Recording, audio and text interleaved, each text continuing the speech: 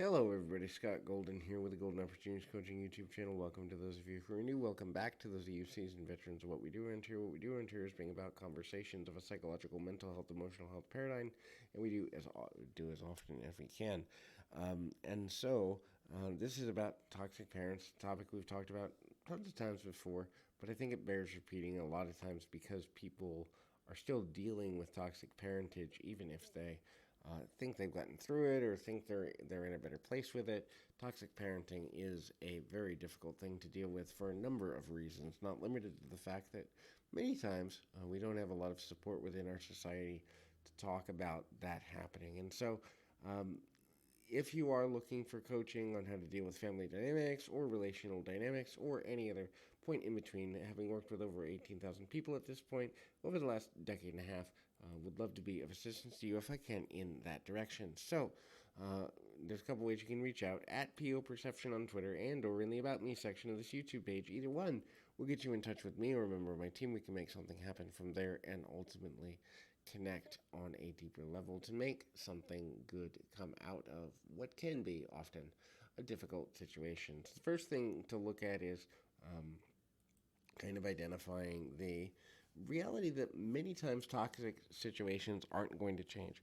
People who have toxic parents often still are craving the approval that a healthier parent or a more balanced parent would be willing to give or sees the value in giving.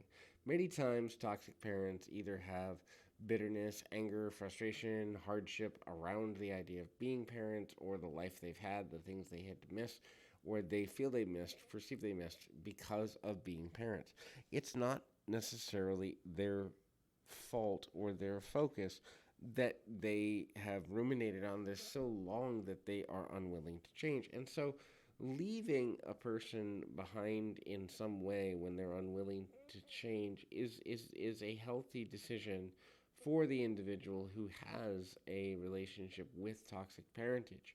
That doesn't mean that we are accepting their behavior. It just means that you are no longer burdening yourself with the expectation that they're going to change their beliefs, their ideas, their concepts, or the things that matter to them. Because when you burden yourself with the belief that they need to change for you to be happy, healthy, wealthy, wise, whatever have you, you're also setting yourself up for a level of damage, a level of stress that is something that is going to steal your happiness. And that's the fact of the matter.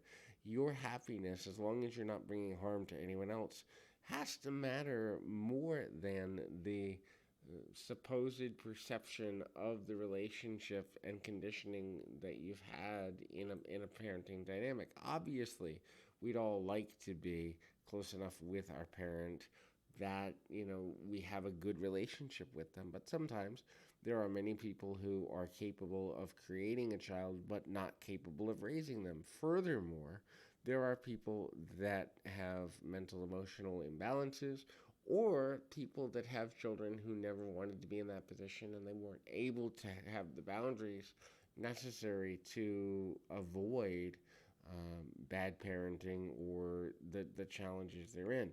Again, it's not an outlet for excusing their bad behavior, more just an acceptability of understanding that sometimes if a person isn't going to change, the more you try to force forward a change that isn't coming, the more misery you bring upon your own quality of life, which ultimately then is going to burn you out, make you potentially more bitter, more stressed out, more worried, and lead you in directions that aren't going to be healthy for you, smart for you, good for you, or lead you where you want to go.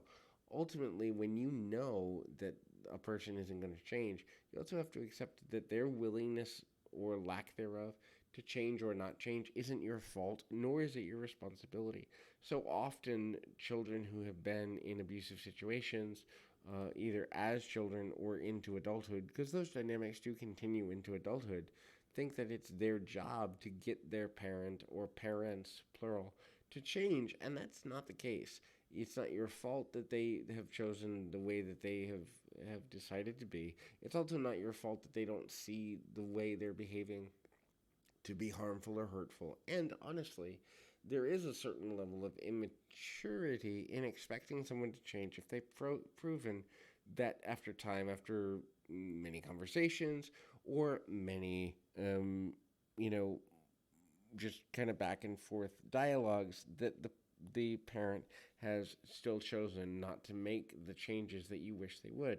It's not wrong to want them to make the changes, but continuing to put energy towards something that isn't happening with a level of false hope can often be dangerous and damaging to you psychologically, emotionally, and mentally. So, hopefully, this is helpful. Keep your feet on the ground, your mind in the moment. Until next time, everybody.